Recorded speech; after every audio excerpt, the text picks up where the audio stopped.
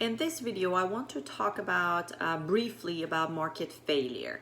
Market failure is a situation where the market is not able to produce the optimal amount of output.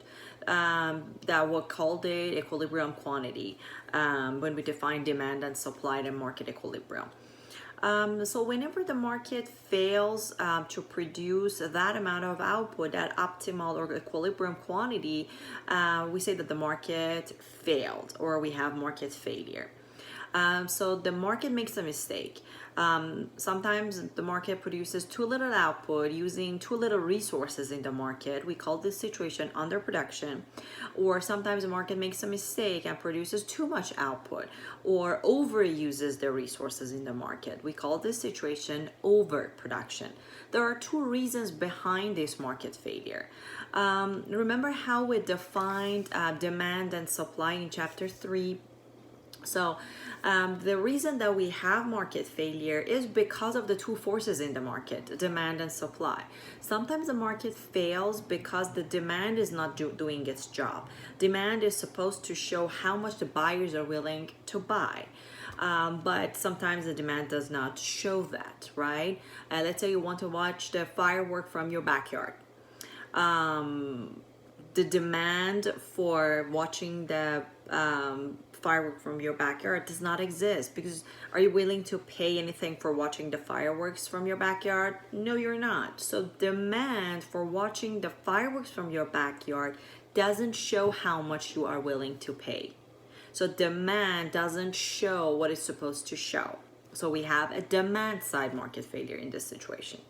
Sometimes the market makes a mistake and we have market failure when the supply doesn't do its job.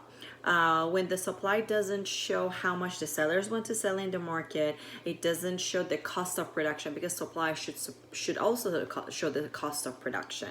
So in this situation, the market makes a mistake, and we have overproduction, and it's called supply side market failure. So two reasons behind market failure are demand side market failure and supply side market failure. We have two important examples of market failure. We have tons of examples of market failure, like imperfect information, the absence of property rights, and so forth. But we're focused in this chapter on public goods and externalities. Make sure you know the characteristics of public goods, private goods, and quasi-public goods. And keep in mind that public goods are an example of demand-side market failure. Another important example we have for public good in this chapter is externalities. Externalities in general are cost or benefits that one person passes to other people in the society who are not involved in the transactions directly. Let me give you an example. So we have two types of externalities. Positive externalities, which is all about these extra benefit that one person passes to others. Let's say you get your flu shot, you are immunizing yourself from getting the flu. At the same time, there are some positive externalities that you are passing to others who are in touch with you. So the chances that you are passing the flu virus to your friends, to your family, to your colleagues, to your classmates is close to zero. So that is the positive externalities that you're passing to others, okay?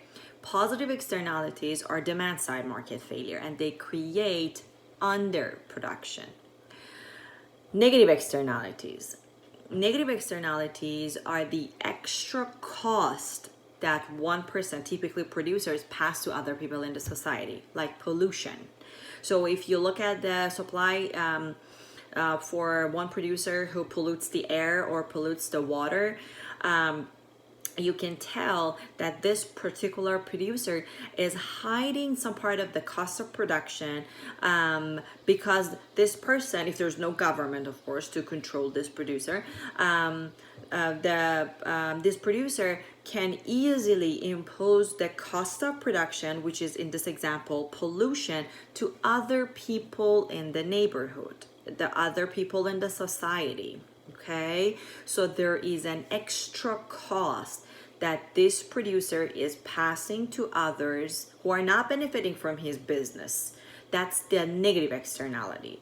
Negative externality is an example of supply side market failure, and it creates overproduction. Make sure you review the graphs for positive and negative externalities. Remember, the solution to market failure is always government, okay? The government can fix the market failure.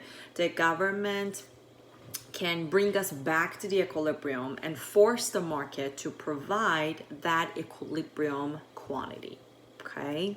Thank you.